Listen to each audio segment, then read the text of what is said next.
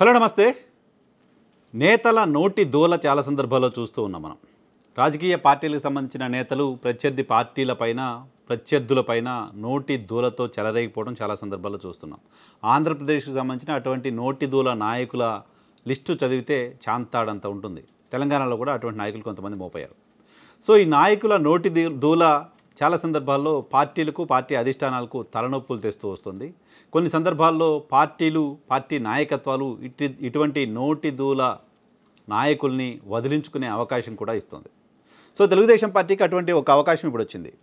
గత వైసీపీ సర్కార్ హయాంలో కొంతమంది బూతులు మాట్లాడారంటూ కొంతమంది నేతల పేర్లే బూతు నేతలుగా మారిపోయాయి. సో గత ప్రభుత్వంలో అప్పటి ప్రతిపక్ష నేత, ప్రస్తుత ముఖ్యమంత్రి చంద్రబాబు నాయుడు సతీమణిని ఉద్దేశించి కొంతమంది వైసీపీ నాయకులు చేసిన వ్యాఖ్యలు రాజకీయంగా వైఎస్ఆర్ కాంగ్రెస్ పార్టీకి నష్టం చేశాయి. నైతికంగా వైఎస్ఆర్ కాంగ్రెస్ పార్టీ ఆన్సర్ చేయలేని పరిస్థితిని క్రియేట్ చేశాయి. ఎవరు అవునన్నా కాదన్నా ఇది నిజం. ఎవరు మాట్లాడారు, ఎక్కడ మాట్లాడారు, ఎవిడెన్స్ ఏంటంటే పక్కన పెడితే అటువంటి వ్యాఖ్యలు చేసిన నాయకులు తర్వాత క్షమాపణలు కూడా చెప్పారు.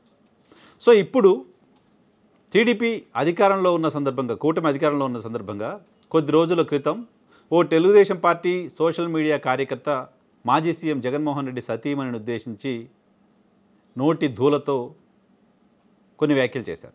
ఆ వ్యాఖ్యలపైన ఇమీడియట్గా ప్రభుత్వం స్పందించింది, అతన్ని అరెస్ట్ చేసింది. సో మేము చాలా సీరియస్గా ఉంటాం, మహిళలకు అన్యాయం జరిగితే, మహిళలు ఎవరైనా కించపరిస్తే మేము చాలా సీరియస్గా యాక్షన్ తీసుకుంటామంటూ ప్రభుత్వం ప్రకటించింది. తన తల్లిని ఇటువంటి వ్యాఖ్యలు చేశారు కొంతమంది వ్యక్తులు. ఆ సందర్భంగా నేనే స్థాయిలో బాధపడ్డానో తెలుసు, కాబట్టి ఆంధ్రప్రదేశ్లో ఇంకో తల్లికి ఇటువంటి పరిస్థితి రానివ్వను, ఇంకో తల్లి ఎవరు ఇటువంటి పరిస్థితిలో ఉండకూడదు అని నారా లోకేష్ చెప్తూ వచ్చారు. సో ఇప్పుడు ఆంధ్రప్రదేశ్లో అనంతపురం అర్బన్ ఎమ్మెల్యే దగ్గుపాటి వెంకటేశ్వర ప్రసాద్ ఇటువంటి నోటి దూల వ్యాఖ్యలు చేశారు.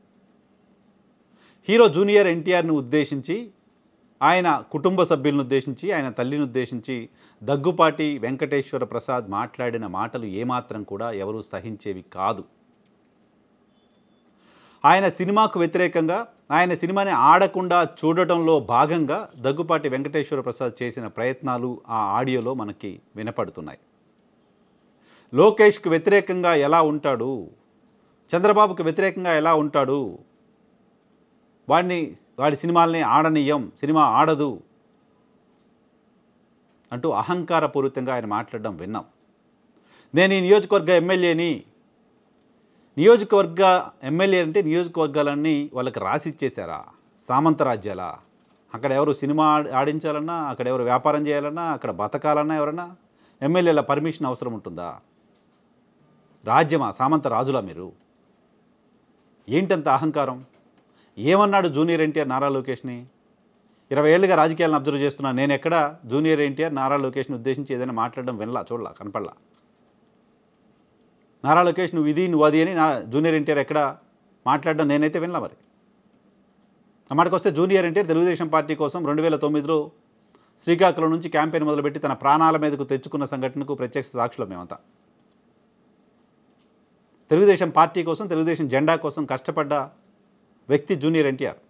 చాలా యంగేజ్లో సినిమాల్లో అందరివాడిగా ఉన్న వ్యక్తి.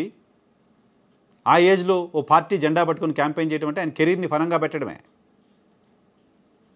ఆయన్ని వ్యతిరేకించేవాళ్ళు, ఆయన పార్టీని వ్యతిరేకించేవాళ్ళు, చంద్రబాబుని వ్యతిరేకించేవాళ్ళు, చంద్రబాబు పార్టీని వ్యతిరేకించేవాళ్ళు జూనియర్ ఎన్టీఆర్ని శత్రువుగా చూస్తే జూనియర్ ఎన్టీఆర్ సినిమా కెరీర్ ప్రమాదంలో ఉంటుంది. అటువంటి సందర్భంలో కూడా పార్టీకి అవసరం ఉంది, మా తాతగారు పెట్టిన పార్టీని కాపాడాల్సిన అవసరం ఉంది అంటూ ఆయన బయటకు వచ్చి క్యాంపెయిన్ చేశారు. అటువంటి జూనియర్ ఎన్టీఆర్ ఎందుకు నారా లోకేష్కి శత్రువు అయిపోయారు? ఎక్కడ శత్రువు అయిపోయారు? ఎక్కడ కనపడలా. మరి అటువంటి జూనియర్ ఎన్టీఆర్ని ఆ తర్వాత తమకేం కష్టం రాలేదనుకుందేమో తెలుగుదేశం పార్టీ పిలవలేదు, ఆయన పోలేదు. ఈవెన్ తెలుగుదేశం పార్టీ పిలిస్తే కూడా జూనియర్ ఎన్టీఆర్ రాలేదు క్యాంపెయిన్, కానీ తెలుగుదేశం పార్టీ మీడియాలో కూడా ఎక్కడ వార్తలు చూడాల మనం. అటువంటిప్పుడు జూనియర్ ఎన్టీఆర్ నారా లోకేష్కో తెలుగుదేశం పార్టీకో చేసిన ద్రోహం ఏముంటుంది? అకారాలు జూనియర్ ఎన్టీఆర్ కుటుంబ సభ్యులను ఉద్దేశించి మాట్లాడాల్సిన అవసరం వచ్చింది. అహంకారం. నేను నా వీడియోలో ఇటువంటి పదాలు వాడిన, కానీ బలుపు కూడా. ఇటువంటి బలుపు నాయకులను వెనకేసుకుని వస్తే తెలుగుదేశం పార్టీకి నష్టం జరుగుతుంది. నారా లోకేష్కి ఒక అద్భుతమైన అవకాశం వచ్చింది ఈరోజు. నారా లోకేష్కి జూనియర్ ఎన్టీఆర్కి మధ్య విభేదాలు ఉన్నాయంటూ వార్తలు సోషల్ మీడియాలో చూస్తూ ఉంటాను చాలా సందర్భాల్లో. కానీ వాళ్ళిద్దరూ ఒకరినొకరు ఎక్కడ ఎప్పుడు అనుకున్నట్టుగా మనకైతే కనపడలేదు. నేను వినలేదు, నేను ఎక్కడ చూడలా. సోషల్ మీడియాలో రకరకాల వార్తలు అలాంటివి వస్తుంటాయి. సో అవన్నీ నిజం కాదు, మేమంతా ఒకటే కుటుంబంగా మేమంతా ఒక్కటిగానే ఉన్నాం అని నారా లోకేష్ నిరూపించుకోవడానికి ఒక అవకాశం వచ్చింది. ఇటువంటి వ్యాఖ్యలు చేసిన సదరు ఎమ్మెల్యే పైన, వైఎస్ భారతిరెడ్డి పైన వ్యాఖ్యలు చేసిన సోషల్ మీడియా కార్యకర్త పైన ఏ తరహా చర్యలు తీసుకున్నారో అదే తరహా చర్యలు తీసుకోండి. మీ చిత్తశుద్ధి నిరూపించుకోండి.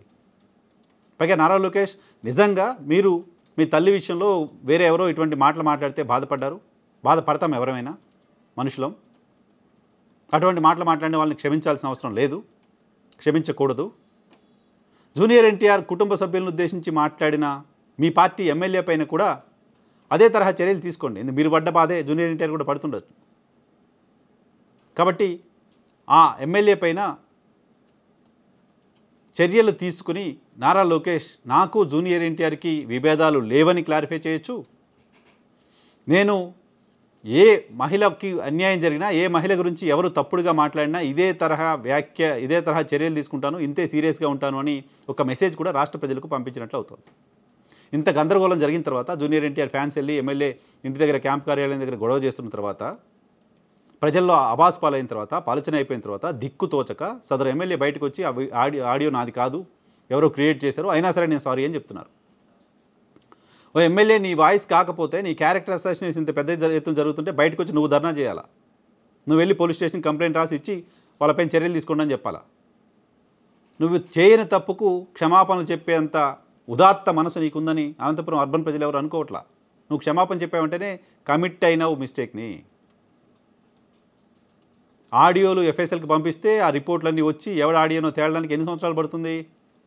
ఇదో ప్యాషన్ అయిపోయింది ప్రతి ఒక్కరికి, ఆడియో నాది కాదు అని చెప్పేయడం. ఆడియోలు క్రియేట్ చేస్తున్నారేమో.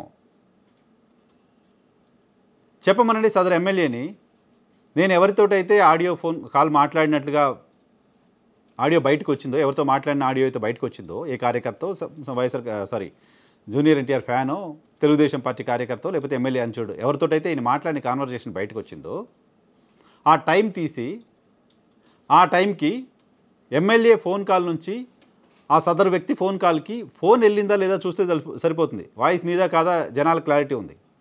నీ దగ్గర నుంచి ఆయనకో, ఆయన దగ్గర నుంచి నీకో ఫోన్ కాల్ వచ్చిందో లేదో చూస్తే, సిడిఆర్ చూస్తే, కాల్ డేటా రిజిస్టర్ చూస్తే ఇమీడియట్గా అర్థమైపోతుంది.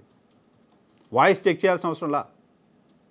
నీ దగ్గర నుంచి ఆయనకా, ఆయన దగ్గర నుంచి నీకు ఫోన్ కాల్ వచ్చిందా లేదా చూస్తే సరిపోతుంది. నీ ఒక్కడ ఆడియోని ట్యాంపర్ చేశారా? ఆయన పక్కన కార్యకర్త ఆడియోని కూడా ట్యాంపర్ చేశారా? ఆ కార్యకర్త ఎవరు? ఆయన ఆడియోని కూడా ట్యాంపర్ చేసి, ఇది ట్యాంపర్ చేసి నీ మీద అంత కుట్ర చేసింది ఎవరు? కాబట్టి ఫేస్ సేవింగ్ కోసం, తప్పించుకోవడం కోసం అడ్డంగా దొరికిపోయి మాట్లాడిన మాటలుగానే ఎమ్మెల్యే మాటలను చూడాల్సిన అవసరం ఉంది. నారా లోకేష్కి నేను వీడియో ముందులో స్టార్టింగ్లో చెప్పినట్టుగా జూనియర్ ఎన్టీఆర్తో విభేదాలు లేవనో, ఏ మహిళకు అన్యాయం జరిగినా, ఏ మహిళపైన తప్పుడు వ్యాఖ్యలు ఎవరు చేసినా ప్రభుత్వం ఒకే రకంగా స్పందిస్తుంది అనో చెప్పుకునే అవకాశం నారా లోకేష్కి వచ్చింది. ఆ నారా లోకేష్ అవకాశాన్ని ఉపయోగించుకుంటారా లేదా చూడాల్సిన అవసరం ఉంది. నిజానికి జూనియర్ ఎన్టీఆర్ని ఉద్దేశించి ఇటువంటి వ్యాఖ్యలు ఓ ఎమ్మెల్యే చేసిన తర్వాత పార్టీ నుంచి రియాక్షన్ రావాల్సిన అవసరం ఉంది, సినిమా ఇండస్ట్రీ నుంచి రియాక్షన్ రావాల్సిన అవసరం ఉంది. గతంలో చాలా సందర్భాల్లో రియాక్ట్ అయిన వాళ్ళు, గతంలో చాలా సందర్భాల్లో గగ్గోలు పెట్టిన వాళ్ళు ఇప్పుడు ఎందుకో మౌనంగా ఉన్నారు, మౌనం నటిస్తున్నారు, మౌనం పాటిస్తున్నారు. ఆ మౌనం వీడి జూనియర్ ఎన్టీఆర్కి సంఘీభావం తెలపండి.